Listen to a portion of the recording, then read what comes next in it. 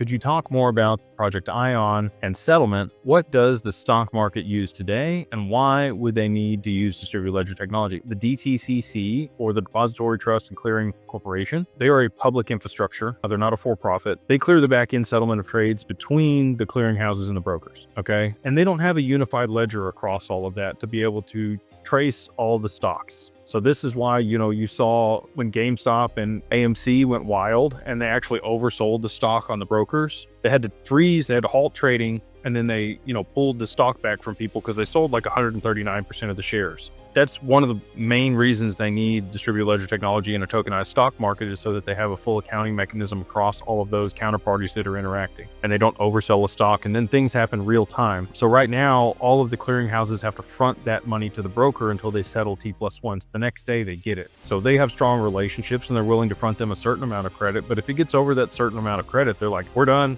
No more on this one. It was actually the clearinghouses that froze the trading on GameStop and AMC. It wasn't the brokers or the people that you were buying from, E-Trade or Robinhood or Webull or any of them. It was the clearinghouses that said, oh, we fronted way too much money and we know that there's, mess up here.